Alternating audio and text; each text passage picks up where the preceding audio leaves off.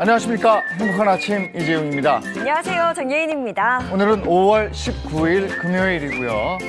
행복진료실 준비가 되어 있는데 오늘도 건강 상담하고 건강 고민 해결해 보도록 하겠습니다. 네, 행복 주치의 선생님들 만나기 전에 행복 금요일 날씨부터 살펴보도록 하겠습니다. 박소영 기상캐스터 나와주세요. 네, 상암동에 나와 있는 날씨 요정 박소연입니다.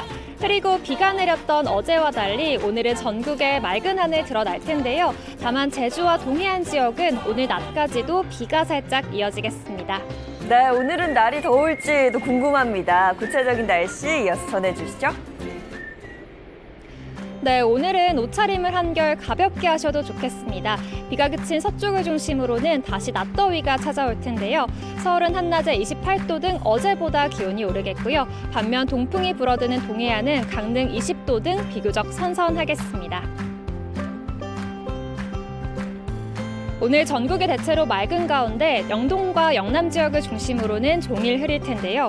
낮까지 제주와 동풍의 영향을 받는 동해안은 5mm 안팎의 약한 비가 예상됩니다.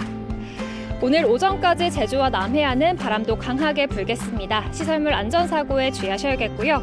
호남 지역과 낮은 구름대가 유입되는 강원 산지는 아침까지 매우 짙은 안개가 예상됩니다. 안전운전 하셔야겠습니다. 오늘 한낮 기온 살펴볼 텐데요. 서울은 28도, 대전은 27도, 대구는 24도가 예상됩니다. 주말 날씨도 살펴보겠습니다. 주말에는 구름만 다소 지나며 화창한 날씨가 이어질 텐데요. 다만 늦봄 날씨가 예상되지만 바람이 강하게 불겠습니다. 시설물 안전사고에 주의하셔야겠습니다. 다음 주에는 화창한 날씨가 이어지는 가운데 초여름 더위가 다시 찾아오겠습니다. 들쑥날쑥한 기온 변화에 건강관리 잘 해주셔야겠습니다. 지금까지 날씨 전해드렸습니다.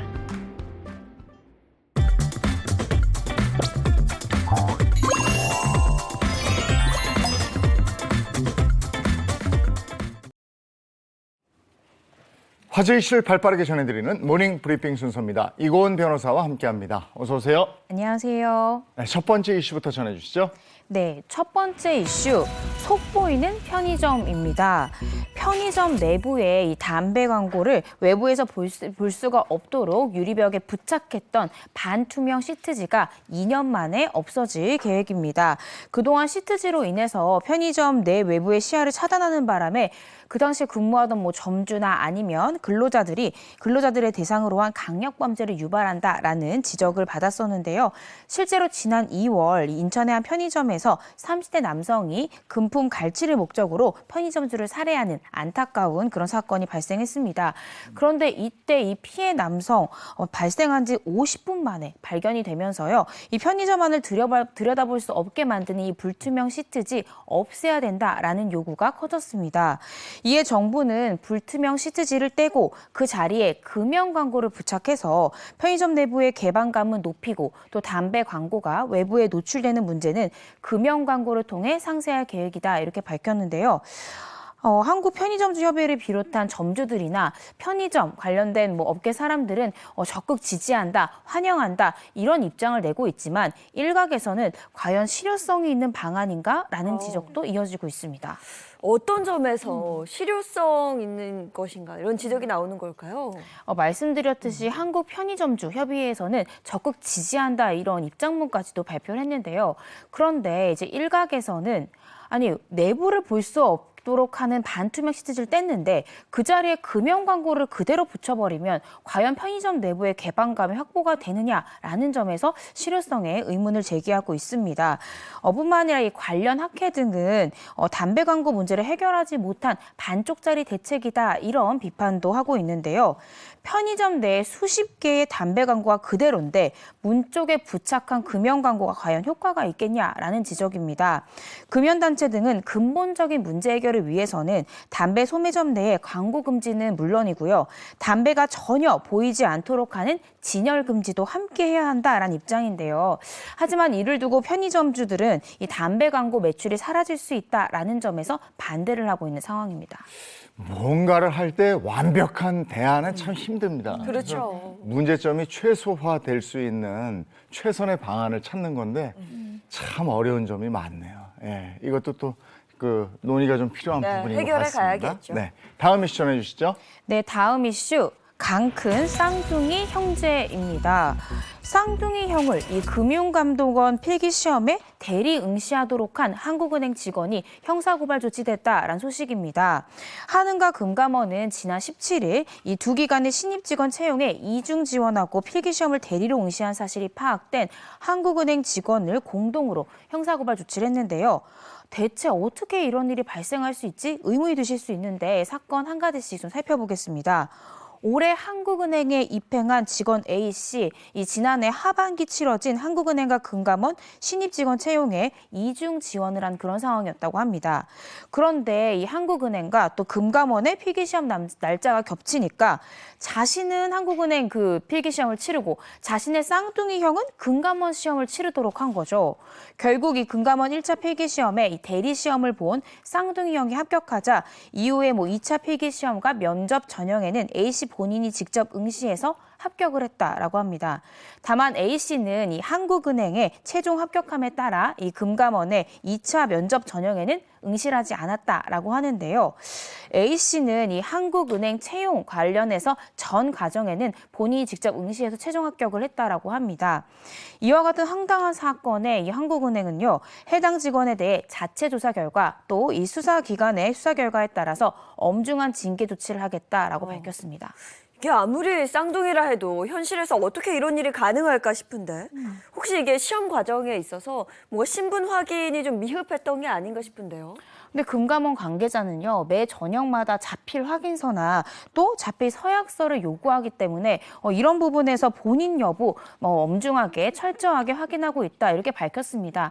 그런데 이 쌍둥이 형제 같은 경우에는 얼굴이 비슷하다 보니까 사실상 신분증 확인만으로는 양자에 대한 구분이 좀 어려웠던 것이 사실인데요. 네. 이후에 이 동시 지원이 불가능한 두 기관의 면접에 나타난 A씨를 보고 응시자들 사이에서 뭔가 이상하다 이렇게 소문이 퍼지게 됐고 결국 덜미가 잡히게 됐습니다. 한국은행은요, 이 수사 결과에 따라서 이 직원을 엄중히 징계하겠다라고 밝혔고요. 또 같은 날 시험을 치르는 다른 기관들과 함께 이렇게 대리 시험 치르는 부정행위 다시는 발생하지 않도록 해결 방안도 마련하겠다 이렇게 밝혔습니다. 이런 시험 부정행위는 간단한 게 아닙니다. 이게 누군가의 절실한 기회를 박탈하는 거고요. 이게 입시 부정이라든지 아니면 취업 부정의 경우에는 합격할 수 있는 사람의 인생을 훔치는 거죠. 그렇죠. 30년 곱하기 연봉 해가지고 이 정도를 훔친 사람으로 처벌을 해야 되는 건데 이것도 처벌이 약하더라고 보면. 네.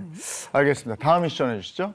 네, 세 번째 이슈, 공포의 철사 올가미입니다. 이 신혼미상의 남성이요, 올가미 형태로 만들어진 철사를 이용해서 혼자 사는 20대 여성이 사는 집에 무단으로 침입하려는 시도가 있었다라는 주장이 제기된 가운데 경찰이 해당 용의자를 특정한 것으로 파악이 됐습니다. 어제 경기 부천 원미경찰서에 따르면 이 지난 16일 오후 4시 10분경에 이 부천의 한 빌라에 한 남성이 무단 침입을 시도를 하고 있다라는 신고가 접수됐다고 합니다. 이 집에 혼자 거주하고 있던 20대 여성 B씨는 누군가 현관문 밖에서 문틈으로 철사를 넣더니 손잡이에 걸어서 문을 열려고 했다라고 주장했는데요. 이 여성은 이 온라인 커뮤니티에도 나 지금 너무 소름 돋는다라는 제목의 글과 함께 당시 상황을 촬영한 영상도 함께 올렸습니다. 이 영상을 보면 올가미 형태로 만들어진 철사가 현관문 밖으로 들어와서 문고리에 딱 걸리게 한 다음에 아래로 움직이는 모습이 담겨 있는데요. 마침 이 해당 여성 집에 있었고요. 문 못 열게 철사를 딱 잡고 누구냐 이렇게 물어봤더니 부동산에서 왔다라고 했다라고 합니다. 그럼 전화하셨어야죠 라고 하니까 벨은 눌렀다라면서 말을 얼버무리길래 바로 경찰에 신고했다라고 전했습니다. 문제의 남성 결국 도주했고요. 이 경찰은 철사를 증거물로 잡고 과학수사대까지 출동을 해서 지문 등 DNA까지 채취해갔다라고 합니다.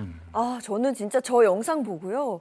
제가 막 소름이 돋더라고요. 아, 공포죠. 일단 그럼요. 여성은 얼마나 당황스럽고 공포감을 느꼈을까요?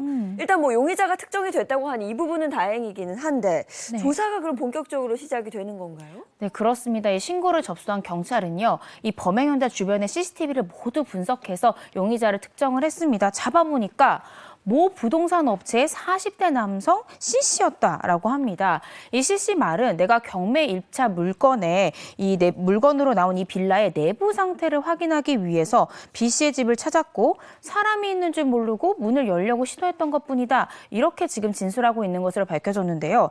이를 두고 경찰은 이 C씨가 범행 목적으로 문을 열려고 했던 것은 아니더라도 행위 자체에 위법성이 있다. 이렇게 보고 있습니다.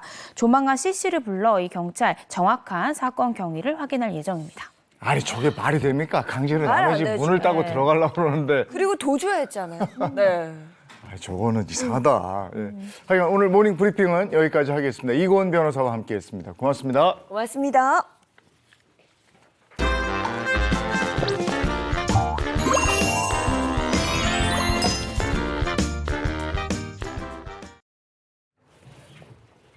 네, 행복진료실 문을 열겠습니다. 네, 진료에 앞서 행복진료실을 든든하게 지켜주는 주치의 선생님들부터 소개해드리겠습니다. 식품생명공학 차윤환 박사, 또 서동주 흉부외과 전문입니다. 어서 오세요. 어서 오세요. 안녕하세요. 네, 반갑습니다. 그리고 김지현 치과의사, 모사원 한의학 박사도 자리해 주셨습니다. 반갑습니다.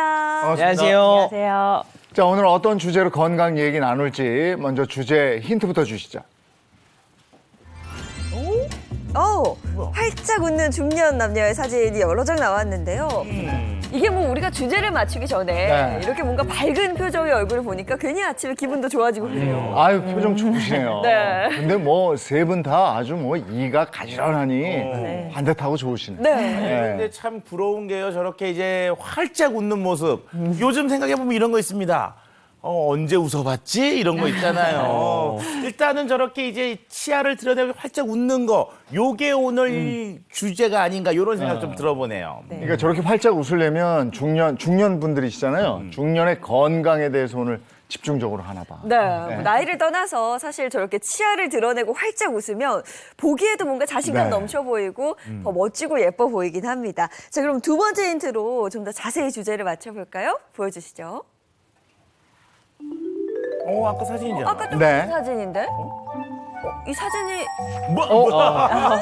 이야. 네. 이 같은 분들 맞아요? 아니 같은 분들인데 치아가 사라졌잖아요. 야, 치아가 사라지니까 저렇게 되는구나. 아니 근데 느낌이 다르죠? 네. 저게 옛날 보면은 이제 어렸을 때 할아버지들 네. 있잖아요. 이게 할아버지들이 이렇게 뭐 하시다 이렇게 틀니 빼서 딱 놓으시면 저 모습 나오거든요. 맞아요. 저 모습. 아니 근데 진짜 확 다르고 한 15년 정도는 더 나이 들어. 근데 저 힌트 사진이 놀라운 게요. 글쎄. 저게 합성이 아니고요. 실제 환자 사진이라고 합니다. 아, 그래요? 뭐 치아의 손실을 만약에 방치를 하게 됐을 때 저런 식으로 이제 사람 얼굴이 변한다고 하잖아요. 네. 특히나 치아가 없고 저렇게 입술이 말려 들어가게 되면 점점 더 노안에 가까워지고 더 그래요. 나이 들어 보인단 말이에요. 그로 인한 스트레스로 우울증까지도 올 수가 있고요. 특히 이제 치아가 없었을 때 입술 말려 들어가는 것들 사진을 좀 준비했거든요. 우리 항상 노인을 표현할 때 보면 입과 주름을 이렇게 표현을 하고 네. 입술 말려 들어간 걸 얘기를 많이 하게 되는데 이것만 보더라도 뭐 우리가 이제 뭐 보면은 좀 이제 문제가 있겠구나라고 할 수가 있겠습니다. 아니, 근데 오늘 그 주제가 저 뭐예요? 주제 영상 한번 보고요. 네. 주제가 뭔지 먼저 볼까요? 네, 행복진료실 오늘의 주제입니다. 빠진 치아 방치했다, 전신 노화 앞당긴다. 네. 입니다. 오. 전신까지 갈 문제예요, 이게. 이게 이제 나이가 들면 이가 약해지고 이가 빠지고 하는데 사고로 빠진 치아가 아니고 나이 들어서 이제 치아가 빠지고 이런 건 어쩔 수 없는 거 네, 아니겠어요? 아니 근데 뭐 치아가 빠지면 일단 통증은 사라질 수 있는 거잖아요. 이거 좋은 거 아닌가요? 오히려? 아유, 그런데 아니 근데 저 치아가 없어서 생기는 불편함도 굉장히 크죠. 맞아요. 그러니까 아까 보니까 이제 이게 치아가 없는 거 딱 보니까 일단 좀 나이 들어 보여. 네. 근데 이게 나이 들어 보이는 것까지는 뭐 예측을 하는데 지금 아까 주제 보시면 뒤에 무슨 얘기가 있냐? 전신 노화를 앞당긴다 이런 얘기 나오거든요. 네. 이거 좀 너무 과한 얘기가 아닌가 좀 이런 생각도 들기도 하기도 해요. 네, 일단 뭐 치아를 상실하면 외모에 큰 변화가 생기는 건 맞긴 한데 이게 전신 노화를 부른다고 하니 네. 저도 참 아리송합니다. 외모에 일단 큰 차이가 오는 그 이유부터 좀 알아보고 싶은데 앞서 이제 모 선생님이 소개해 주셨듯이 아무래도 보기에도 뭔가 더 늙어 보이고 그렇죠. 우리가 옛날부터 치과에 가는 게 일상적이진 않아요. 아니 그리고 우리가 옛날에 초등학교 때 보면 그런 거 있잖아요. 막 떠들면 선생님들이 자 합주기가 됐습니다. 그런데 우리가 이게 이가 좀 없고 그러면 이렇게 쏙 말려 들어가고 이렇게 좀 나이 들어 보이는 거 요런 걸 이제 합죽이라고 하잖아요. 근데 야 이게 진짜 어릴 때만 하더라도 이 치과 가는 거 너무 무섭고 치과 별로 가기도 좀 어려웠던 그런 시절이 있었는데 참 이가 중요하긴 중요한 것 같네요. 옛날 어르신들은 이렇게 틀니 빼면 아까 저런 모습 우리가 많이 볼 수 있었거든요. 근데 그 어르신들도 그때 얼마나 스트레스였거든요. 맞아. 스트레스 굉장히 크셨을 것 같아요. 네, 맞습니다. 다들 이제 치아가 발치된 상태로 방치하게 되면 외모적으로는 변화만 생길 거 생각하시는데요. 그렇지 않고요. 치아를 발치하게 되면 그 발치한 치아 옆에 있는 치아들이 쓰러지게 됩니다. 그러면 말대로 교화이 무너지게 되고요. 마찬가지로 맞물린 치아는 내려오게 되고 그리고 길어지면서요. 치아 전체가 망가진다고 생각하시는 게 가장 좋습니다. 네. 그리고 치아를 또 오랫동안 방치하시게 되면요. 아무래도 잇몸도 줄어들고 잇몸뼈도 줄어들 수밖에 없기 때문에 추후에 틀니나 임플란트 치료를 받고 싶으셔도요. 굉장히 치료가 힘든 경우가 많습니다. 우리가 아까 힌트에서 만나뵀던 환자분들 보면요. 네, 사진을 한번 더 볼까요? 네. 앞서 이제 힌트에서 만나뵀던 이분들. 네. 이분은 60대 여성분이셨는데요. 출산과 육아를 통해서 치아가 좀 빨리 망가지셨다고 하세요. 근데 치과 공부증이 굉장히 심하셔가지고요. 계속적으로 치과 치료를 미루셨다고 합니다. 근데 어머니께서 제가 어떻게 치과에 오게 됐나고 한번 계기를 여쭤봤거든요. 왠지 많은 어머니들께서 공감하실 것 같은데요. 이제 아들 다 장가 보내고 딸들 시집 보내고 나서 손주들이랑 맛있게 식사하는 자리에서 아무래도 이가 없고 불편하다 보니까 통증은 당연하겠지만 맛있는 음식을 전혀 드시지 못했다고 해요. 그래서 손주들 앞에서 음식도 잘 못 먹고 하니까 그 모습을 보여주는 게 굉장한 스트레스였다고 하시더라고요. 그러니까 가족 식사 자리도 피하게 되고 네. 자꾸 가족들하고 멀어지게 되고 이런 영향으로 손주들에게 멋진 모습을 보여주기 위해서 치료를 받으신 거예요. 네, 근데 맞습니다. 다른 목적으로 또 치료를 받는 분들도 계실 것 같아요. 네, 맞습니다. 자, 지금 또 다른 한 분 보실 건데요. 이분은 60대 남성분이셨는데요. 당뇨 때문에 치아가 좀 빨리 빠지셨어요. 네, 아무래도 당뇨를 앓고 계시면 잇몸이 약해질 수밖에 없는데요. 그러다 보니까 어금니가 빠지게 되고 자연스럽게 전체 치아가 빠지면서 틀니를 사용했다고 하시더라고요. 사실 60대면 동창회 참 많이 할 나이시잖아요. 네. 동창회 가면 참 많이 먹는 게 고기. 그런데 고기도 잘 씹을 수도 없고 하다 보니까 어느 순간 동체 모임이 참 싫었다고 하시더라고요. 그러면서 치과 치료를 받게 됐다고 하셨습니다. 네. 치료가 일단 잘 됐다니 다 다행인데요. 네. 외모만 젊어진 게 아니라 사진을 비교해 보면 뭔가 자신감이 느껴지고 삶의 질도 확실히 올라간 것 같아요. 근데 치아를 잃으면서 얼굴의 노화, 요거까지는 이해를 하겠는데 아까 전신 노화에 대한 맞아. 얘기를 했거든요. 오. 이게 전신 노화와 관계가 있다고요? 네, 연관성이 있는데요. 아무래도 우리가 치아를 상실하게 되면 이게 가장 큰 변화가 바로 외모잖아요. 이 외모 변화 때문에 생기는 스트레스도 크겠지만 사실 치아가 이렇게 빠진 이후로 이렇게 방치하는 시간이 길어지게 되면 여러 가지 질환들을 불러올 수 있는데요. 제가 대표적인 질환들 몇 가지를 소개할 건데요. 어떤 것들이 있는지 한번 살펴보도록 하겠습니다. 빠진 치아 방치하면 소화장애가 그러니까 우리가 이가 조금 욱신거리고 이렇게 약간 흔들리고 이래도 씹는데 불편함을 느끼는데 못 씹으면 이게 그냥 넘어가니까 소화장애가 생기게 되는군요. 네, 그렇죠. 아무래도 치아를 상실하게 되면요. 저작 능력이 감소하게 돼서 영양 불균형을 초래할 수밖에 없는데요. 이 저작 능력이 떨어지게 되면 우리가 침샘 분비도 잘 안 되기 때문에 이것 때문에도 소화 장애가 발생할 수밖에 없습니다. 그러다 보니까 씹기 편한 음식들 혹은 되게 소화가 쉬운 음식들만 먹다 보니까 영양 불균형에 빠지기 쉽고요. 또 하나는 거기다 씹는 능력까지 약해지게 되면 우리의 사실 인지 능력이 줄어들면서 치매 발병 위험이 높아진다는 보고가 있거든요. 실제로 한 연구에 따르면 치아가 10개 미만으로 남아있는 경우에는 이 그렇지 않은 사람에 비해서 치매 발생 위험이 30% 이상 높다는 연구가 네. 있습니다. 네. 제가 어렸을 때 치과 가서 제일 싫어했던 치료가 신경치료거든요. 치과 가면 이제 이 신경이 살아있냐 혹은 살아있지 않냐에 따라서 치료 방법이 굉장히 많이 달라지던데 아무래도 이게 신경과 연결이 되어 있다 보니까 치매와 좀 관련이 있을 것 같기도 합니다. 네, 그렇습니다. 실제로 이게 우리가 씹는 행위 자체가 굉장히 뇌 활동에 굉장히 도움이 되는 방법인데요. 그렇다 보니까 씹는 행동을 많이 하지 않게 되면 뇌신경을 계속 자극하지 못하면서 사실 인지 능력이나 여러 가지 정신 건강이나 이런 것들에 해로운 영향, 악영향을 미치면서 치매로 발전할 가능성이 높게 되는 거죠. 네, 알겠습니다. 자, 두 번째 보죠. 네, 치아 상실 오래 방치하면 생길 수 있는 전신 질환 그 두 번째는요. 빠진 치아 방치하면 변비에 잘 걸린다입니다. 무슨 말이에요? 아니 치아가 빠져서 소화가 잘 안 되니까 소화장애까지는 얘기가 되는데 콕 집어 변비.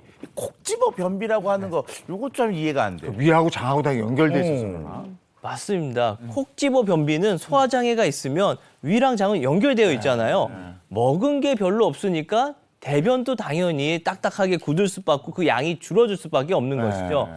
치아가 빠져가지고 이때 만약에 어떤 시술을 받거나 치료를 제대로 하지 않고 방치를 하게 되면 일단 먹는 양이 줄어들 수밖에 없고요. 음식물이 들어왔을 때 제대로 이게 갈려서 들어온 게 아니다 보니까 소화장애가 생기기 쉽습니다. 이러다 보면 자꾸 음식을 피하게 되고 이로 인해서 변비가 찾아올 수가 있는 것입니다. 그렇군요. 이어서 다음 내용도 한번 살펴볼까요? 치아 상실 오래 방치하면 다음은요. 구강 질환 더 심해진다입니다. 이거는 뭐 오래 방치하면 구강 질환이 심해지겠죠. 예.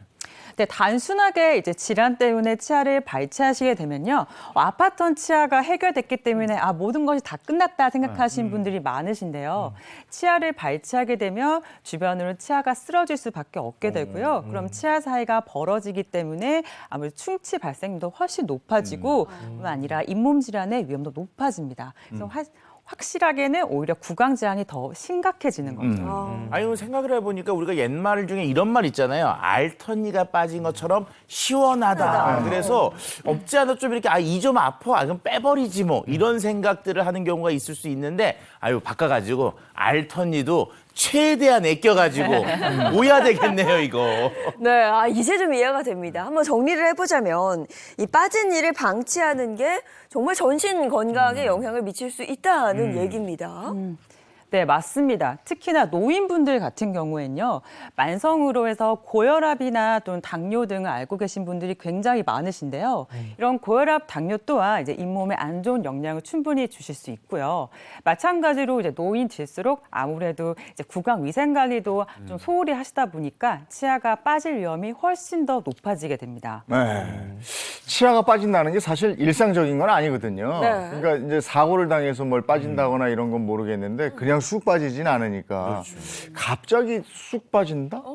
이거는 이제 빠삐용에서 드가가 영양실조로 이 빠지는 거예요. 네. 이게 사실 생각해보면 그래요. 이게 나이가 든다고 해서 모두 다 치아가 이렇게 쑥 빠지는 건 아니거든요. 그만큼 관리하고 보존하는 게 중요한데 자, 그럼 어떤 경우에 치아가 빠지게 되는 건지 그 이유도 좀 궁금합니다. 네, 보통 이제 자연 치열을 가지고 있던 노인분들에 있어서 치아를 상실하게 되는 가장 대표적인 치과 질환이 있는데요. 바로 보통 이제 많이들 나이가 드시면서 경험하시게 되는데 잇몸에서 피가 나고 이가 흔들리다가 결국에는 치조골의 상실로 치아가 빠지는 바로 치주 질환을 들 수 있습니다. 근데 이런 치주 질환들은 이 전신 질환과 연관성이 있고요. 또 구치의 대표적인 원인이 될 수도 있습니다.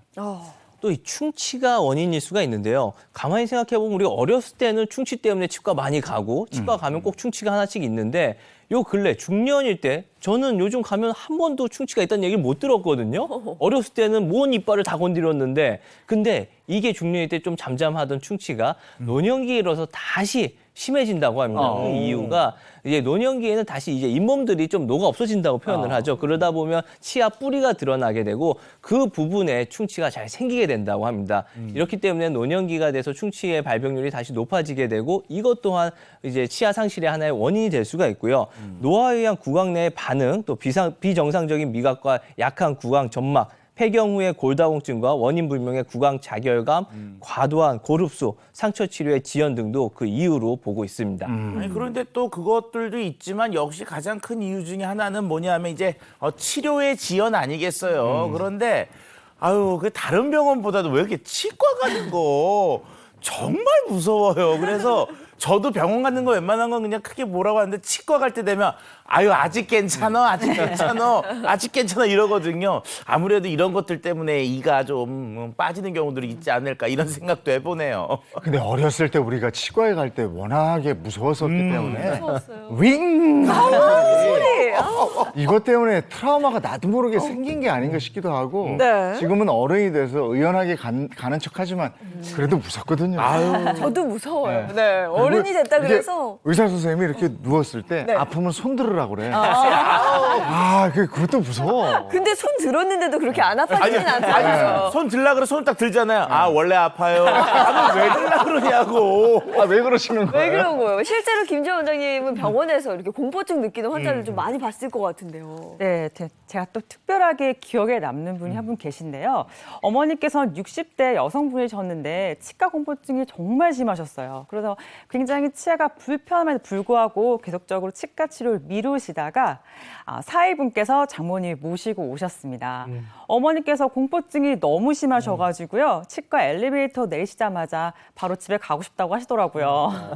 그래서 어머니께서 저를 보시자마자 얼굴이 사색이 되셨는데 그 모습을 잊을 수가 없습니다. 네. 어머니께서는 수술 전날까지도 무서워서 선생님 저 치료 그만하고 싶다고 취소하고 싶다는 거 제가 편안하게 해드리겠다고 약속하고 그리고 치료 마무리 잘 해드렸고요. 치료 끝나신 후에는 너무 좋았다고 이렇게 좋은 거 같으면 미리 할 걸 그랬다고 아이처럼 정말 좋아하셨습니다. 네. 아니 근데 왜 이렇게 치과는 무서운 건지 그래. 이게 또 늘 궁금했습니다. 왜 치과 공포증이라는 표현을 쓸 정도로 치과가 무서운 걸까요? 참 치과는 무서운 것들이 정말 많은 것 같아요. 사실 어떤 분들 치과 냄새만 맡아도 난 정말 치과가 싫다 하시는 치과 냄새가 있어요. 맞아요. 그것도 너무 무섭다는 분들 많으시고요. 치과는 일단은 날카로운 기구도 굉장히 많고 그리고 소리도 굉장히 무섭습니다. 윙하는 소리가 정말 공포가 엄청나다고 하죠. 뿐만 아니라 치과에 우리가 잇몸에 주사 놓는 것도 힘들어하시는 분들 굉장히 많으시고요. 그리고 잇몸에 딱 주사 놓고 나면 그 얼얼해지는 그 느낌을 굉장히 참기 어렵다고 합니다. 실제로 저희가 이제 치과를 방문했을 때 그 느껴지는 공포를 왜 많이 공포가 느껴지나 조사 결과에 따르면요. 예측하지 못한 그 공포에 대한 두려움이 굉장히 크다고 합니다. 그래서 연구 결과에 따르면요. 실제적으로는 그것 때문에 치과 치료를 많이 미루고 있다고 합니다. 제가 예를 한번 들어볼 건데요. 네. 우리가 손이 이렇게 상처가 나면 이거를 꼬매기 위해서 응급실에 갈 때가 있잖아요. 그렇죠. 근데 응급실에 가서는 이제 손에 막 봉합을 할 때 이쯤 되면 이렇게 봉합을 하니까 이런 통증이 올 거야라고 예상을 할 수 있잖아요. 그렇죠? 그렇기 때문에 마음의 준비가 되고 이런 정도의 통증을 느낄 수 있습니다. 그렇지만 치과는 어때요? 저희가 치과를 딱 방문하면 일단 누워보세요 하고 눈을 가려버리죠. 안 보여. 그리고 입만 벌리고 있으니까 언제 찾아오는 그런 두려움 때문에 그 예측할 수 없는 두려움이 굉장한 불안감을 가져온다고 합니다. 그래서 실제 연구 결과에 따르면요. 80%는 치과에 대한 두려움을 느끼고 있고요. 그리고 20%는 불안감, 그리고 5%는 극심한 공포감을 가지고 있다고 합니다. 네, 치과 공포가 얼마나 이렇게 공포감이 큰지 또 다른 연구가 있는데요. 치과가 무서운 이유를 60여 가지를 한번 정리를 해봤다고 합니다. 그랬더니 크게 이 신체적인 요소와 이 심리적인 요소로 나눌 수 있었는데요. 이제 약간 심리적인 요소가 더 강했던 것 같습니다. 치아가 손상이 되면 재생되지 않기 때문에 치료를 받으면서도 그 불안감이 클 수밖에 없는 거고요. 또한 이제 보통 인간은 0세부터 1세까지 구강기라는 것을 겪게 되는데 이때 입으로 모든 걸 인식하는 이제 기관이 있을 만큼 입안은 굉장히 좀 예민한 장기이기도 하죠. 이런 것들 때문에 불안감과 사실 공포감을 느끼게 된다고 합니다. 아니 그런데 제가 또 여쭤봐야 되는 게 우리가 일반적으로 주사 맞을 때 되면은 병원 가면 그러잖아요. 따꼼 이렇게 해가지고 딱 얘기를 하는데 좋아요. 그런데 왜 치과는 아프면 손 들라고 얘기를 하시는데 아까도 얘기했지만 손 들면 원래 아픕니다. 왜 그거 자꾸 물어보시는 거예요? 이유가 뭡니까 그게? 저도 환자분들한테 아프지 않게 치료해도 너무 좋죠. 그렇지만 실제적으로 저희가 간단한 충치 치료할 때는요. 충치가 범랑질에만 조금만 국한돼서 있을 경우에는 범랑질에는 신경 전달 물질이 없습니다. 이 경우에는 마취 없이 편안하게 치료받을 수 있고요. 다만 이제 충치 치료가 들어갔을 때 애매한 경우가 있어요. 그래서 이런 경우에는 굳이 마취를 하지 않고 진행을 하는데 만약 충치가 범랑질이 아닌 상아질까지 진행이 되어 있다면 상아질에는 신경 전달 물질도 또 있고요. 마찬가지로 신경이 좀 가깝기 때문에 예상치 못한 곳에서 통증을 느낄 수 있습니다. 가끔 확인차 손들라고 말씀드리는 경우도 있고요. 확인이었군요. 네. 아프구나. 저도 중간에 하다가 혹시 불편하시면 왼손을 들거나 소리 내달라고 꼭 말씀드리고 있습니다. 네. 그리고 이게 치과 치료 장비가 뾰족해요. 맞아. 그러니까 우리가 주사도 그렇고 뾰족한 거에 대한 공포가 있거든요. 그래서 그런 것도 있고. 또 어렸을 때 아까도 잠깐 얘기했지만 치과 가면 무지 무서웠거든. 그래서 엄마가 만두 사준다고 그래야 가지고 치과 치료 받고 나면 만두를 먹는구나. 그리고 남자 어린이는 또 초등학교 5학년쯤 되면 비뇨기과에 가요. 그렇죠. 그때도 어머니가 만두 사준다고. 그래서 갔던 기억이 있습니다. 아까 저 5%는 극심한 공포감을 느낀다 이렇게 말씀하셨는데 극심한 공포감을 느끼는 환자의 경우에는 치료에 상당히 어려움이 있을 것 같은데요. 네, 맞습니다. 특히나 요즘은 뭐 고혈압이나 당뇨 이런 질환 가심도 굉장히 많으시잖아요. 특히나 이렇게 너무 공포가 심했을 경우에는요. 고혈압 수도 굉장히 높아지고 당뇨 수치가 굉장히 안 좋습니다. 그리고 마찬가지로 우리가 치과에는 물 나오는 치료가 굉장히 많잖아요. 맞아. 그래서 그 물을 참 머금고 힘들어 하시는데요. 그럴 경우에는 안전하고 편안하게 치료받을 수 있도록 보통 수면 치료를 권해드리고 있습니다. 있구나. 어렸을 때는 뭐 이렇게 만두의 힘으로 극복하기도 하는데 그래서 나이가 들면 좀 괜찮아지려나 해도 괜찮아지지 않습니다. 하물며 기저질환이 있거나 불안감이 높은 분들이라면 치과 치료를 더 미룰 수밖에 없는데요. 그래도 치료를 할 수 있는 방법이 있다고 하니까 미루지 마시고 미루면 돈도 많이 들고 맞아요. 맞아. 그리고 무엇보다 더 무서워질 네. 거예요. 미리미리 병원 찾으시는 게 좋겠습니다. 그때 그만두는 모든 아픔을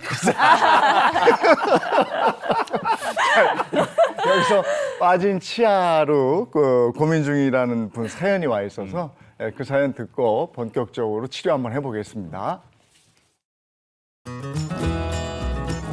인천의 한 전통시장에서 만난 고재임 주부. 장을 볼 때마다 깊은 고민에 빠진다고요? 삼겹살 한 근에 얼마예요? 한 근에 14,800원이에요. 네. 그렇고 삼겹살도 좋고. 네. 왜 그냥 가시는 거죠? 그림에 떡이니까 그냥 가는 거예요. 덕집에 와서도 그저 입맛만 다실 뿐 선뜻 떡을 고르지 못하는데 못 먹어요. 이빨이 안 좋아서요. 예예. 못 먹어요. 어금니가 안 좋아서 유일하게 먹는 떡이 이 백설기예요. 그래서 이것만 사가는 거예요. 이가 불편하다는 주부. 오랜 고민 끝에 구매한 것은 묵과 두부 같은 부드러운 음식들 뿐이었는데요. 고 제임 씨의 사연을 조금 더 들어보기로 했습니다. 이가 불편해진 뒤로 편식 아닌 편식을 하고 있다는데요. 네 여보. 와서 상 좀 피워주실래요? 아우 냄새 좋은데요? 딱딱하거나 매운 음식은 먹기가 힘들어 밥상에서 고기 반찬과 김치 종류가 사라진 지 오래. 고재임 씨의 남편 또한 이가 불편하긴 마찬가지라고 하는데요. 현재 치아 상태가 어떠십니까? 임플란트는 8개 하고 한쪽에 6개, 12개가 없죠? 아무데나. 고 제임 씨는 몇 년 전 왼쪽 위에 있는 어금니 2개를 발치한 뒤 지금껏 그대로 방치해오고 있답니다. 임플란트 하는 것도 비싸고 그래서 치아인필 밀어오다 보니까 이빨도 차근차근 무너지는 것 같고 무너지니까 가슴도 무너지고 너무 서글퍼요. 맛있는 떡 사왔네. 오복 중에 하나라고 하는 치아 건강이 무너지면서 일상도 무너졌답니다. 떡 한 알 먹더라도 혀로 녹여 먹어야 할 정도.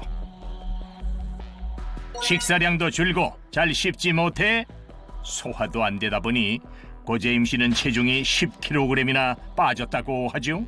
남편이 더 안 좋아서 내가 해야 되는데 차일피일 밀다 보니까 여기까지 왔는데 더 입념이 더 무너지고 아파요. 어금니를 빼고 방치해둔 지 4년이나 됐다는데요. 빠져버렸네. 너무 많이 힘들다. 볼살도 다 빠고.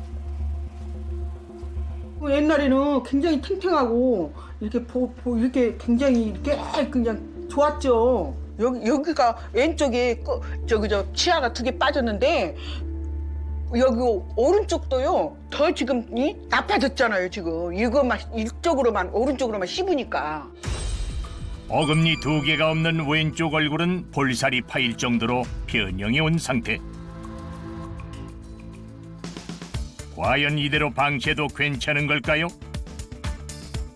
고재임 씨처럼 자연 치아를 보존하지 못했을 때 선택하는 것이 바로 임플란트인데요. 충치 때문에 치아가 부러지거나 또는 잇몸병 때문에 치아가 많이 흔들렸을 때 그 치아를 대신할 수 있는 게 바로 임플란트인데요. 일단은 어금니가 없거나 이를 방치하게 되면 저작 기능도 굉장히 떨어지고 내적으로 가는 혈류량도 굉장히 줄어들기 때문에 가장 큰 문제는 치매가 올 수도 있습니다. 더 이상 치료를 미루기 힘들어 병원을 찾은 고재임 씨. 아니 너무 오래돼서 방치를 너무 오래 해서 임플란트를 해보려고 지금 방문해봤어요. 임플란트 시술은 치료 계획을 세울 때 부작용이 생길 수 있는 요소를 없애는 게 관건 때문에 정확한 진단이 필수인데요. 각종 진단 장비를 이용하면 환자의 구강 구조와 치아 상태를 정밀하게 파악할 수 있답니다. 평소에 치과는 좀 열심히 다니세요? 어금니 2개를 빼고 4년간 방치해온 고재임 씨의 현재 치아 상태는 과연 어떨까요? 제일 좋습니다. 고재임 씨 같은 경우에는 어금니를 발치하시는 좀 오랫동안 방치하시다 보니까 일단은 맞물린 치아가 많이 올라와 있어요. 환자분께서는 어금니, 위쪽 어금니만 발치하셨지만은 지금 치아가 다 속붙여 올라서 지금 임플란트를 식립하고 나서 이가 올라갈 공간이 없으시거든요. 어쩔 수 없이 맞물린 치아도 지금 다 치료를 하셔야 되는 경우세요. 우리 남편도요. 임플란트를 8개를 했는데요. 아, 많이 너무 하셨네. 힘들어했어요. 요즘은 저 컴퓨터 분석 임플란트, 네. 수면 임플란트 이런 것이 있다 보니까 네. 수술 시간이 줄면 훨씬 통증도 줄어들고 또 피도 많이 안 나기 때문에 환자분들이 다음날 일상생활도 편하게 하시고요. 예. 정밀 진단을 바탕으로 치료 계획을 수립하고 수술 유도 장치를 이용해 수술의 정확도와 안전성을 높이고 있답니다. 모든 검진을 마친 고재임 씨. 너무 방치를 오래 했더니 너무 안 좋더라고요. 그래서 앞으로는 열심히 관리해서 자연 치아를 보존을 해서 열심히 남편하고 관리를 하겠습니다. 치과 검진을 마치고 집에 돌아오자마자 분주해지는데 지금 뭘 하시는 겁니까? 잇몸 마사지가 좋다고 해서요. 잇몸 마사지 하고 있어요. 튼튼한 잇몸을 위한 잇몸 마사지. 치수를 비스듬히 세워 치아와 잇몸 사이에 넣고 10회 정도 진동을 주는데요. 앞니는 칫솔모를 세로로 세워서 마사지하면 된답니다. 그리고 무엇보다 정기적으로 치과 검진을 받는 것이 중요한데요. 잇몸 치료를 자꾸 미루다 보면 치석이 잇몸에 쌓이면서 그 치석이 하나의 세균 덩어리가 되면서 잇몸 뼈를 다 녹이게 되는 거거든요. 주기적으로 스케일링이랑 그리고 반드시 잇몸 치료 받으시고요. 치실과 또 치간 칫솔, 혹시라도 댁에 계시면 수압 세정기까지 이용해서 양치하시는 게 가장 좋습니다. 치아 건강을 지키는 것이 100세 시대를 준비하는 첫걸음이란 사실 잊지 마세요.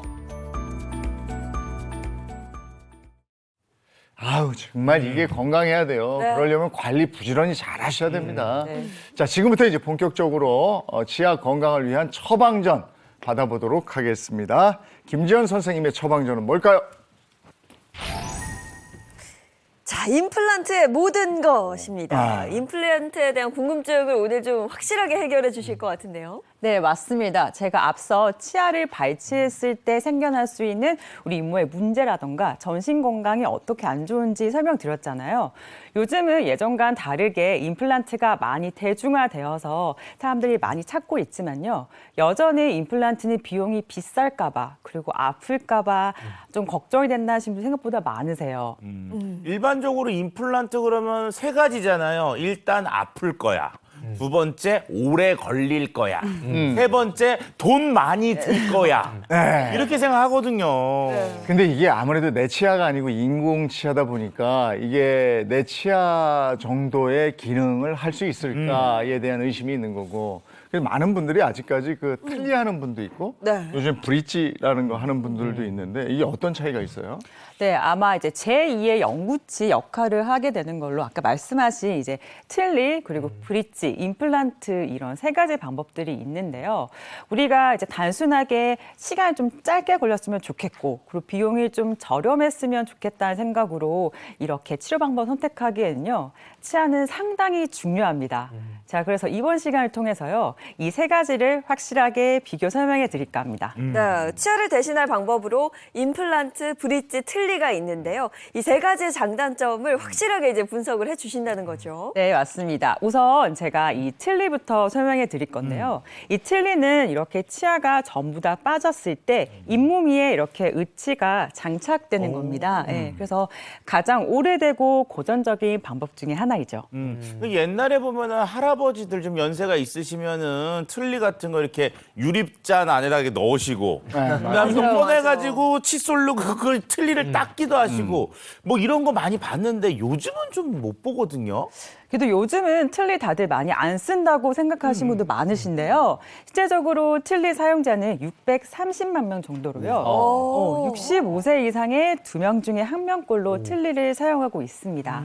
다만 틀니는 완전하게 잇몸에 고정되는 건 아니고요. 잇몸에 아무래도 우리가 정착만 되다 보니까 조금씩 흔들릴 수밖에 없고 그리고 실제적으로는 그 씹는 힘이 자연 치아의 10에서 30%밖에 되지 않는다고 합니다. 그리고 또 깨끗하게 관리하는 것도 조금 많이 까다롭습니다. 맞아. 그렇죠. 이 틀니는 아까 얘기했지만 뺐다 꼈다 해야 되니까 옛날 저 할아버지 이렇게 잔에다가 넣어놨잖아요. 브릿지 안에. 그거는 이제 빼서 양치를 하는 거죠? 끼고 양치하기는 네, 좀 맞습니다. 네, 틀니는 치아보다는 약한 플라스틱 재료이기 때문에요. 우리가 치아를 닦듯이 치아고로 막 틀니를 닦게 되면 거기에는 연마제라는 게 있어서 틀니에 상처를 내게 됩니다. 그렇게 되면 구취나 의치성 구내염을 유발할 수 있는 세균이 틀니에 막 달라붙게 되거든요.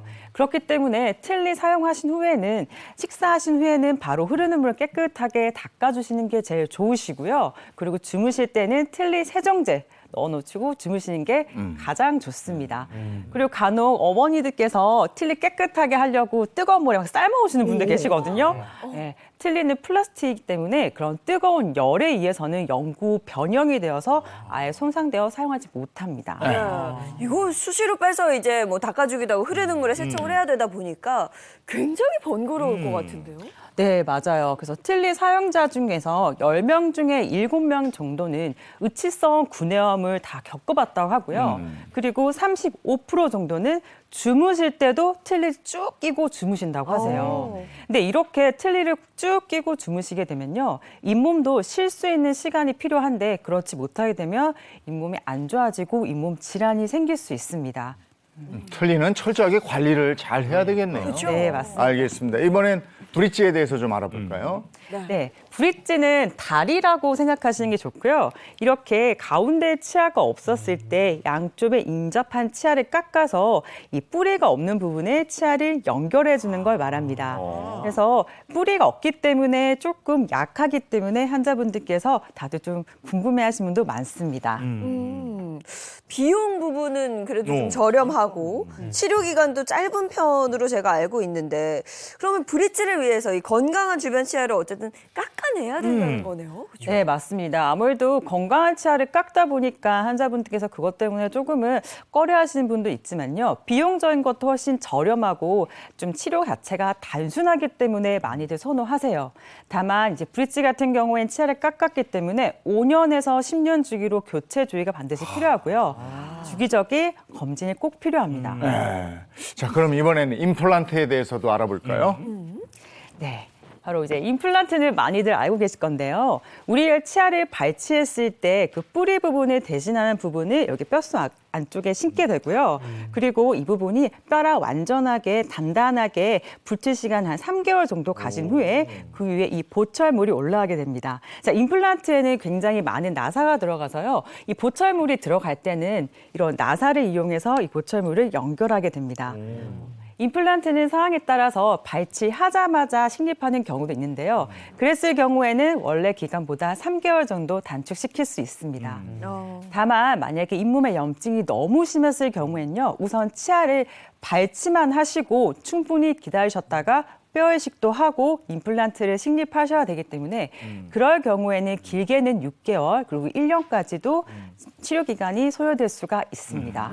아니 근데 주위에 이제 임플란트 받은 뭐 어르신들도 있고 뭐 친구들도 있는데 좀 궁금한 게 어떤 친구는 굉장히 오래 걸렸다 그러고 어떤 친구는 아, 난 좀 짧게 걸렸어 이렇게 얘기하는데 이렇게 좀 기간 차이가 있는 이유가 있을까요? 네, 이건 제가 실제 환자 케이스 보면서 말씀드리는 게 제 이해가 좋을 것 같은데요. 실제적으로 똑같은 임플란트 치료를 받았음에도 불구하고 한 분은 3개월밖에 걸리지 않았고요. 한 분은 1년이라는 시간이 소요되었습니다. 자, 이 두 분의 차이는 바로 환자분 두 분의 잇몸뼈 상태의 차이였습니다. 자, 그러면 한번 사진을 보면서 설명드리겠습니다. 자, 이렇게 보시면요. 이 두 분 중에 어떤 분이 치료 기간이 더 오래 걸렸을 것 같으세요? 오른쪽이요. 오른쪽. 왜 오른쪽이? 약간 이가 둘에서. 나 누래서. 아 근데 이게 치아 색상 때문에 뭐 치료가 더 오래 걸리진 않았을 것 같은데. 그런 건 아닌가? 뭘까요? 자, 그럼 제가 한번 이 두 분의 치료 기간을 한번 공개해 보도록 하겠습니다. 자, 왼쪽에 계신 분이 3개월이시고요. 오른쪽에 계신 분이 1년의 시간이 있습니다. 사실 이렇게 치료가 마무리된 상태 사진만 보고는 이 두 분의 차이를 잘 못 느끼실 것 같은데요. 자, 제가 치료 전의 사진을 한번 보여드리도록 하겠습니다. 자, 이 두 분의 딱 차이를 보면요. 왼쪽 분 같은 경우에는 치아도 어느 정도 남아있는 상태였고요. 뿐만 아니라 잇몸 염증도 거의 없으시고 잇몸뼈도 충분하셨습니다. 그렇기 때문에 3개월밖에 걸리지 않았지만요. 오른쪽 분 같은 경우엔 치아도 거의 남아있지 않고 더군다나 잇몸뼈도 굉장히 안 좋은 상태고 염증이 굉장히 심하셨기 때문에 아무래도 치료 기간이 1년 정도 소요됐습니다. 다들 3개월 걸리면 치료가 잘 된 거고 1년 걸리면 치료가 잘 되지 않았다고 생각하시는 분도 계신데요. 절대 그렇지 않고요. 환자의 상태가 어떤지 그리고 내 잇몸 상태가 어떤지에 따라서 어떤 치료 방법과 치료 과정을 선택하는 것이 가장 중요합니다. 아니 그런데 우리가 아까도 이제 그 뭐 치과 공포증에 대한 얘기들 했는데요. 그 그냥 조그만 바늘로 이렇게 맞춤만 해도 아픈데 아까 모형도 보면은 임플란트 모형 보면 밑에 이렇게 시퍼런 나사가 이렇게 있잖아요. 이걸 무서워요. 이렇게 돌려서 넣는다는 얘기인데 이거 너무 아프지 않을까요, 이거? 네, 맞아요. 실제로 많은 분들이 비용도 비용이지만 너무 아플 것 같다고 임플란트 치료 미루시는 분들이 정말 많으신데요. 절대 걱정할 필요가 없는 게 환자분에게 맞게 마취가 다 들어가고요. 그리고 환자분 상태 다 체크하고 전혀 통증이 없는 상태에서 치아 발치가 일어나고 그리고 임플란트와 뼈이식이 일어나기 때문에 실제적으로 저희가 치료 다 하고 나서 환자분들께 치료 끝났다고 설명드리려고 앉혀드리면 아, 나 지금 이제 마음의 준비 다 했는데 얼른 해달라고 막 말씀하신 분도 참 많습니다. 그 정도로. 마음의 준비했는데 끝났어.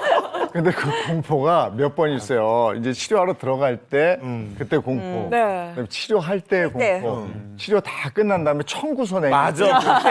공포가 있는데 제가 앞에 뵌 분 그 이 1년 걸렸다는 분은 진짜 입 안에 외제차 한 대 들어갔습니다. 그런 느낌이 들어요.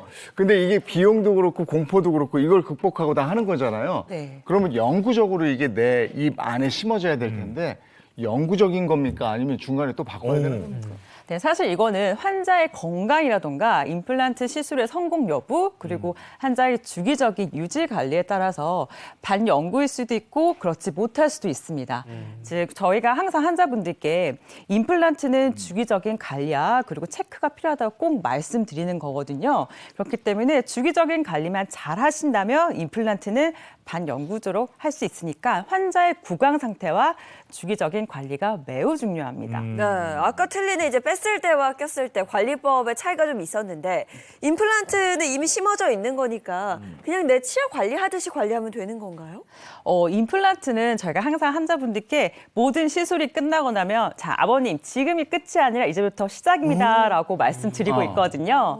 자, 그 이유는 임플란트는 내 치아랑 구조 자체가 다릅니다. 일단은 치아를 발치하고 그 잇몸 뼈속에 임플란트를 식립을 하기 때문에요. 실제적으로는 그 잇몸과 임플란트 사이에는 미세한 틈이 존재할 수밖에 없습니다. 그러니까 미세한 틈이 존재하게 되니까 그 사이로요. 음식물이 좀 잘 낄 수밖에 없고요. 그렇기 때문에 반드시 임플란트 관리하실 때는요.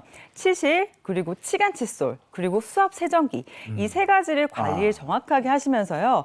음식물이 끼지 않도록 잘 관리해 주셔야 되시고 그리고 아무리 잘 관리해도 혼자서 하기엔 좀 한계가 있잖아요. 그러니까 치석 제거를 위해서는 6개월마다 치과에 꼭 정기적으로 방문하셔가지고요.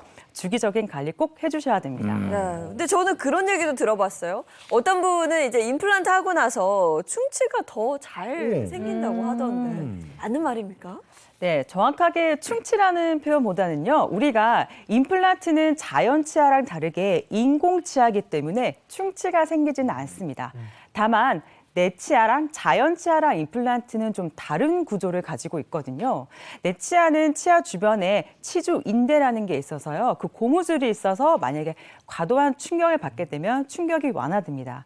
뿐만 아니라 치아에는 신경이 있어서요. 만에 하나 충격을 받게 되더라도 혹시 염증이 생기더라도 바로 인지할 수 있습니다. 근데 임플란트는 주변에 인대도 없고요. 그리고 신경이 없기 때문에 대부분 다 염증을 인지하는 순간에는 임플란트를 빼셔야 할 정도로 염증이 굉장히 심하거나 임플란트가 흔들리는 상태가 굉장히 많으세요. 그렇기 때문에 반드시 주기적인 관리를 통해서 임플란트를 관리하시는 게 오래 쓸 수 있는 방법입니다. 네, 임플란트 하면 사실 정말 막연한 공포를 또 느꼈었는데 네. 오늘 궁금증을 해결하고 나니까 임플란트? 괜찮을 수도 있겠는데? 이런 생각도 듭니다. 요즘에도 평생 두 개인가? 네, 맞습니다. 네, 보험이 되는 게 두 개인가? 네, 맞아요. 평생 2개. 아, 두 개. 그게 보험이 돼요. 예, 그건 보험이 돼요. 보험 돼요. 예. 나머지는 다른 개인 보험. 네, 맞습니다. 외제차인데? 진짜 이가 약하거나 이런 분들은 그런 보험 좀 해주는 게 좋을 것 같아요. 네. 워낙에 또 차 한 대 들어가니까. 그렇죠. 예. 자, 이번에는 차윤환 서동주 선생님. 자, 두 분 선생님께서 함께 준비한 행복 처방전은 잇몸 튼튼 영양 간식입니다. 영양 간식. 이게 잇몸 건강을 챙겨줄 간식 레시피를 준비하셨나 보죠? 네, 그렇습니다. 우리가 원래 사람이 하지 말라고 하면 더 하고 싶잖아요. 네. 또 이제 먹지 말라고 하면 사실 당기는 음식들이 계속 생각나게 돼요. 네. 근데 하물며 잇몸 건강이 또 약해지게 되면 얼만큼 먹지 못하니까 얼만큼 괴롭겠습니까? 그래서 오늘은요. 잇몸이 약해도 편하게 먹을 수 있고요. 잇몸의 노화까지 예방할 수 있는 굉장히 잇몸 튼튼 레시피를 준비했는데요. 오늘은 차 박사님과 함께 준비를 했습니다. 예, 이게 나이가 들면 잇몸이 약해지고 이가 약해지고 이래서 그리고 딴 것보다도 이 아구 힘이 약해져요. 요 힘. 그래서 이거를 여러 번 씻고 이러면 여기가 아프고 막 그래. 네. 아우 여러 가지로 참 욱신거리고. 네. 두 분이 오늘 뭘 이게 씻기도 편하면서 맛도 있고 이런 걸 좀 제안해 주셨으면 좋겠네요. 이 레시피 정말 궁금합니다. 네. 잇몸이 약해지면 사실 간식 먹기가 가장 어렵잖아요. 예. 그래도 먹고 싶다 보니까 오늘 이 나날이 요리 실력이 늘고 있는 두 분께 레시피를 배워서 한번 해보도록 하겠습니다. 보내주시죠. 자, 안녕하세요. 자, 일단은 뭐 행복 레시피, 이제 행복 진료실의 레시피. 저희 둘이 하면요, 당연히 느끼시겠지만 복잡할 수가 없죠. 예, 복잡할 수가 없습니다. 초간단이에요. 이보은 선생님의 레시피하고는 좀 다릅니다. 자, 우리가 오늘 준비한 거는요, 이제 잇몸이 약한 분들도 드시기 좋으면서 구강 건강에도 도움을 주는 재료를 가지고 음식을 좀 준비해 봤는데요. 먼저 재료가 중요하겠죠. 자, 재료를 먼저 소개해 드리려고 하는데 이 재료가요, 멀리서 보면 감자 비슷하게 생겼어요. 네. 그런데 요게 딱 보면은 속에 붉은 피가 흘러. 이거 무슨 재료일까, 이거? 선지 아니야, 선지? 그래서 감자인데 붉은 감자? 붉은 감자 있나? 붉은 감자 뭐가 있을까요? 모르겠는데. 제가 오늘 답을 드려야 될 것 같은데요. 빨리 알려주세요. 네, 잇몸 질환 예방에 좋은 이 재료는요, 바로 비트입니다. 비트. 이미 이제 완성된 음식 뭐 요리로는 먹어봤는데 실물로는 지금 요 앞에 테이블에 나와 있거든요. 정말 감자같이 생겼군요. 이게 잇몸 건강에 도움을 주는 거예요? 네, 그렇습니다. 이 비트는요, 땅 속의 기운을 듬뿍 받고 자란 이 붉은 보석이라고 하거든요. 실제 이 비트를 천연 잇몸 영양제라고 불리기도 합니다. 비트 속에 함유된 이 베타인 성분이 혈액순환을 도와서 튼튼한 잇몸을 유지할 수 있도록 도와주고요. 또 염증 수치를 낮춰주는 이 항염 작용도 하기 때문이죠. 자, 그리고 우리가 일반적으로 이게 뭐 근육을 키우려면 막 이렇게 약간의 무게를 줘서 이렇게 운동을 하잖아요. 이 비트 드시면 어때요? 약간 아삭아삭한 느낌이 있는데 이 아삭아삭한 이 느낌이 잇몸과 치아를 적당히 자극해서 단단하게 만들어주는 그런 특성도 있습니다. 아울러 그런데 우리가 또 생각을 해보니까 치아 건강을 위해서 이 안에 있는 나쁜 균들 있잖아요. 이 균들을 죽이기 위해서 꼭 필요한 식재료 중에 하나가 바로 신만.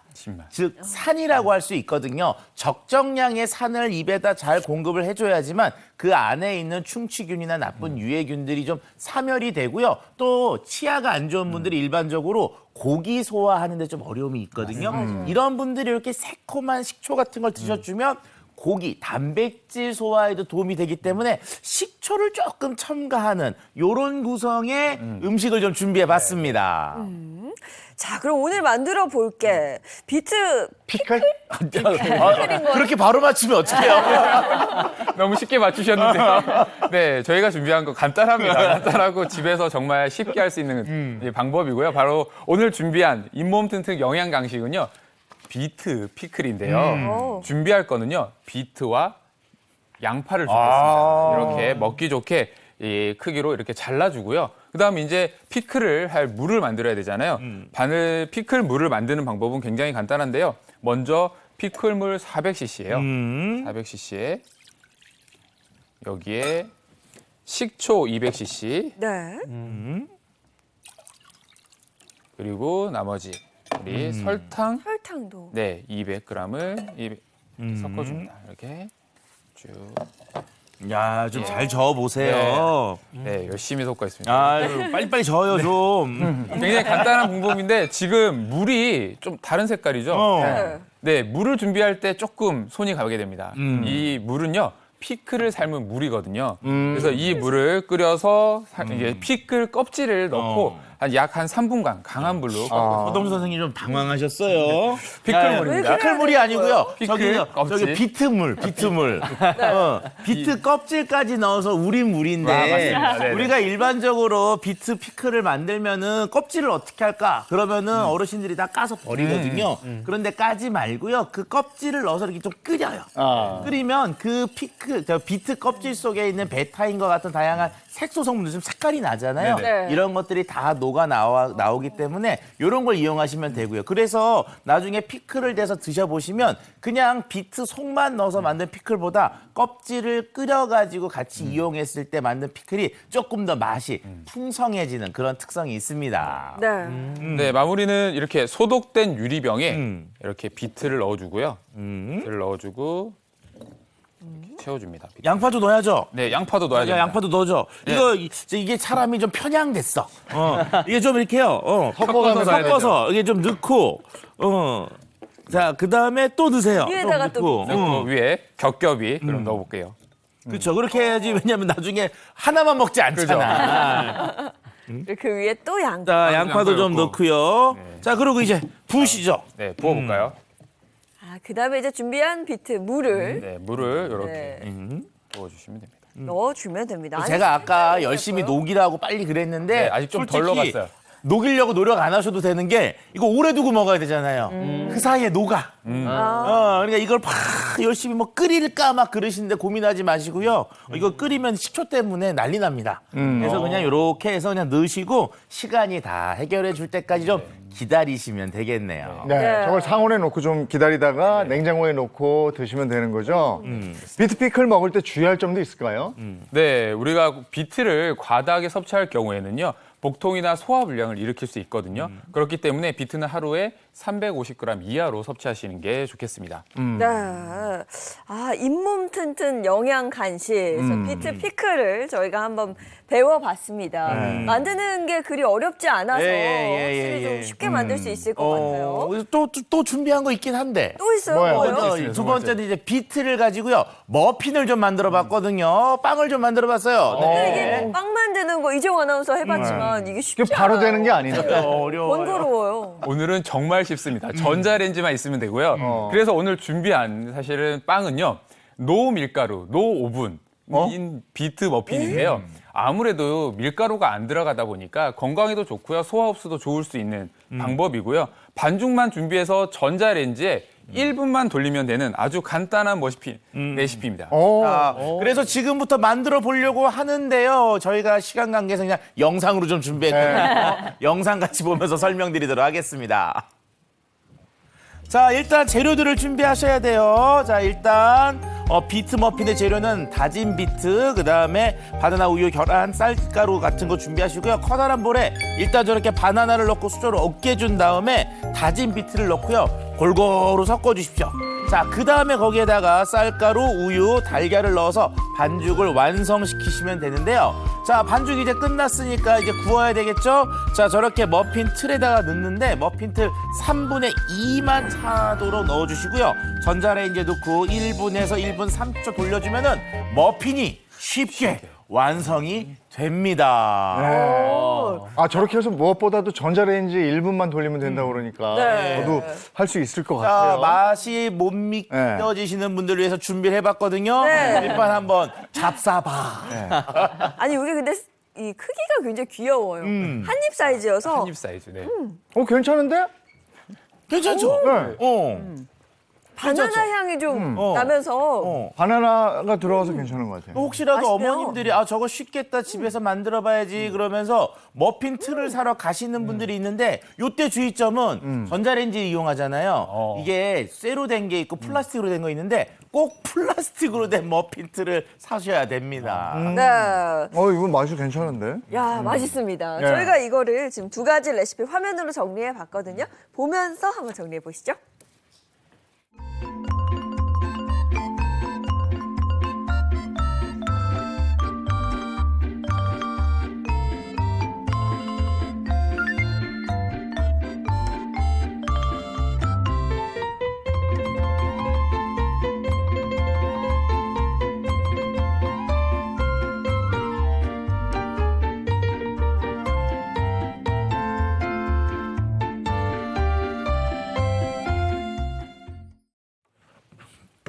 비트 가지고 또 비트 피클, 또 머핀 이렇게 만들어봤는데 예전에 저 술 한참 먹을 때 갑자기 고백하시는 왜? 그러니까 어떠셨는데? 주전자에 네. 이제 비트를 넣어. 그리고 거기다 소주를 부어. 그쵸. 그러면 그 물이 파랗게 너무 예쁘죠. 예쁘게 우러나요. 거기다 또 건강을 생각하게 되고 오이까지 넣어. 술을 왜 마셔? 오이 비투주네, 오이 비투주야. 네, 그렇게 먹었습니다. 옛날에는 라떼는. 라떼. 자, 이번에 모성원 선생님. 치통 응급 지압법 준비했습니다. 이게 치통이라는 게 한번 찾아오면 막 사실 생활이 불가능해요. 네. 찌릿찌릿 너무 아픈데 그걸 좀 잡을 수 있는 대처법을 알려주실 모양이죠.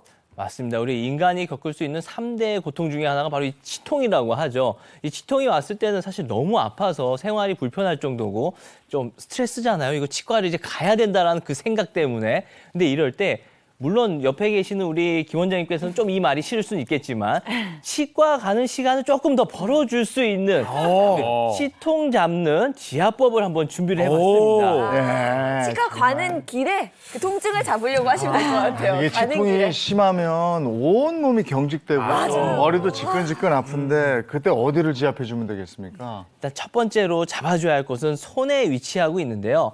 우리 양계열이라고 그래서요. 손목 쪽에 위치하고 있습니다. 우리 엄지손가락을 쭉 따라서 손목까지 내려가다 보면 엄지손가락을 딱 제쳐줬을 때 움푹 들어가는 곳이 있을 거예요. 바로 그 자리예요. 거기가 양계혈이라고 하고요.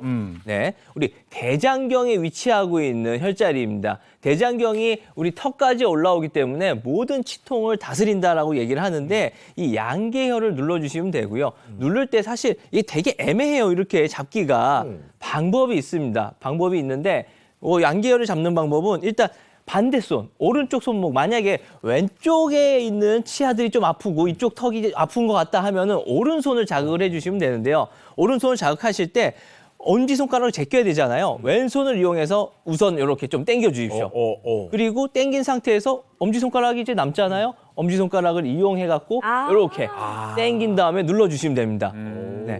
이렇게 하니까 쉽네요. 네, 위치가 이렇게 알 것 같아요. 네, 꺾어주면서 누르면 되는데 사실 이거 너무 세게 이렇게 쭉 꺾어버리면 손목이 삐끗할 수도 있으니까 요걸 좀 주의해 주시고 너무 아플 때 특히나 이제 치과 치료할 때도 사용을 하실 수가 있는데요. 우리가 얼굴 다 가리고 입만 내놓고 이렇게 치료받을 때 손 놀고 있잖아요. 손 들 생각만 하지 마시고 여기를 계속 눌러주면서 마음의 안정을 찾으시면 되겠습니다. 그러니까 네. 김대원 원장님 여기서 징 하고 있는데 우리는 밑에서 이렇게 눌러주시면 그리고 이제 괜찮은데. 네, 치료받는 동안 안정 효과도 있고요. 또 실제로 이 자리는 각종 염증에도 좋습니다. 그래서 인후염이라든가 뭐 코 속이 부었을 때, 구강 점막이 부었을 때도 이 자리를 많이 눌러주시면 좋고 우리 양치하다가 피 많이 나오면 또 걱정되잖아요. 네, 잇몸 출혈이 있을 때 역시도 이 양계혈을 이용해서 저희들이 약간은 이 잇몸 질환을 다스리고 있습니다. 이렇게 수시로 눌러주면 진짜 도움이 좀 될 것 같은데요. 이런 식으로 가볍게 눌러주면 도움이 되고. 그리고 또 뭐 수욕이라는 게 있다면서 조경 말고. 간단하게 좀 소개해 주시죠. 네, 사실 우리가 뭐 여자분들 다리 쪽이 안 좋거나 많이 부었을 때 조욕하라고 하고 하는데 맞아요. 치아가 안 좋으니까 뭐 구욕을 할 수도 없잖아요. 숨을 쉴 수도 없고. 근데 제가 이제 생각을 해봤는데 어떻게 하는 게 좋을까 했을 때 이 혈자리들이 좀 이완이 될 수 있게 좀 좋지 않을까 해서 방법을 좀 고안해낸 게 수욕인데요. 손을 이렇게 물에 담가 주시는 겁니다.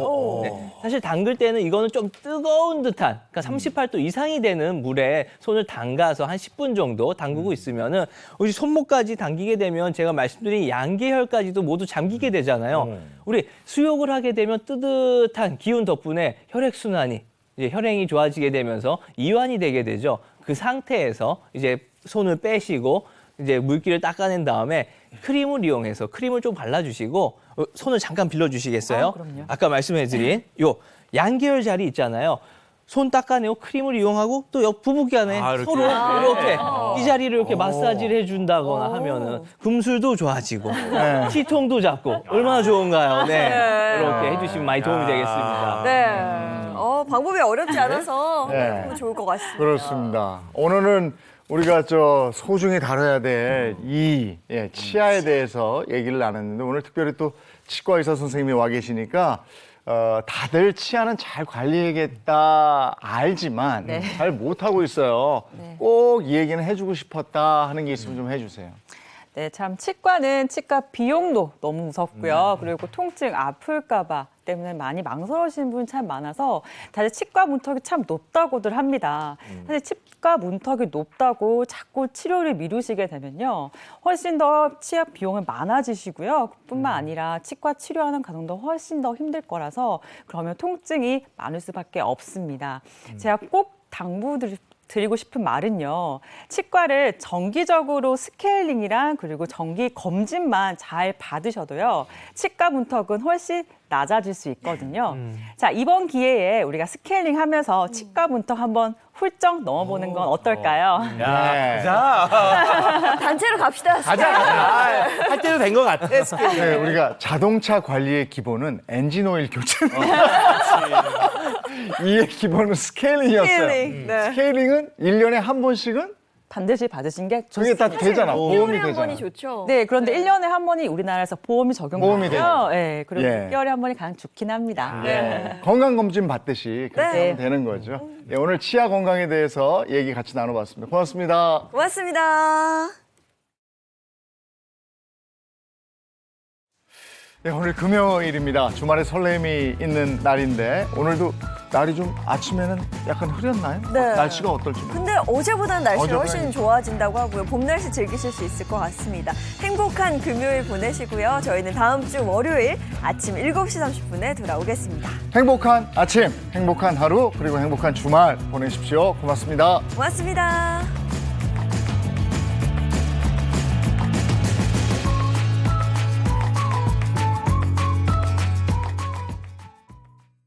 채널 A